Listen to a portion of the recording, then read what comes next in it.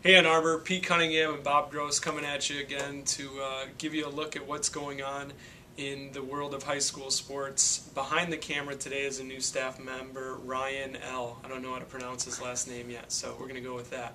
Anyway, Pioneer versus Huron week. This is a very big week for the local sports scene, with Huron and Pioneer taking on each other in a lot of sports, and a lot of the matchups have big implications for state championships.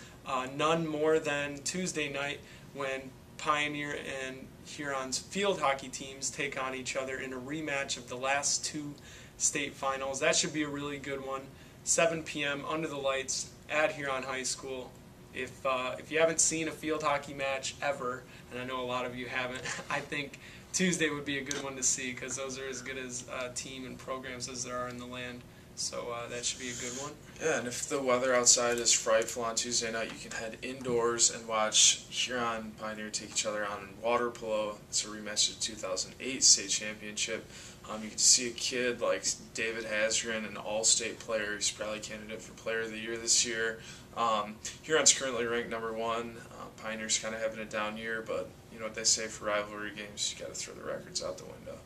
Yeah, down year for Pioneer, by the way, is still top 10 ranking and probably being in the top 6 at the end of the year. So that's down for that program. Anyway, continuing with the theme, #1 ranked Pioneer is going to be taking on Huron in tennis on Thursday, and this will actually happen this time, we hope.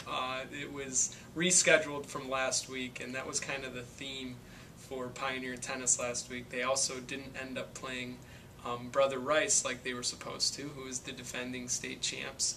But Pioneer has a tough week. They can't be looking ahead to Huron because they're also going to be playing Detroit Catholic Central earlier on in the week. So another tough week for Pioneer tennis, and nothing more so than the Thursday match. Moving on to what everybody wants to talk about always, which is the Friday football. And what match are you looking forward to most? So we're back to a full Friday schedule, thank the good Lord. And one I got circled is Bedford Pioneer. Bedford's 4-0 right now, along with Adrian, the two undefeated teams in the SEC. We know Pioneer's got the firepower. They're 2-2 right now, and you got to see if they can get Drake Johnson going. Bedford's got a pretty tough defense, so we'll see what we get with that game. But I've got that circled. I think that should be a good game. Tough defense and a high-powered offense. The most surprising thing I think coming out of their defeat of Saline last week was that they only scored 14 points. Bedford actually has they've got some horses in the backfield, so I was surprised to see that.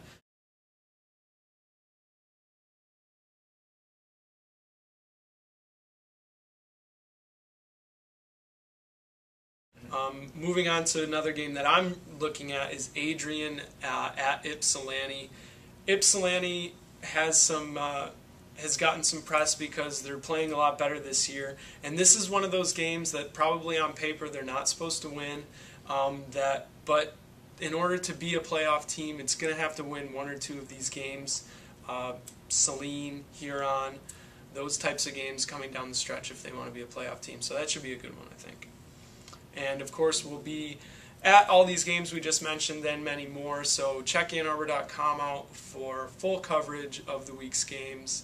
You can always email us, prepsports@AnnArbor.com. That's prepsports@AnnArbor.com. I'm Pete Cunningham, Bob Gross, Ryan, I'll learn his name eventually, and we're out.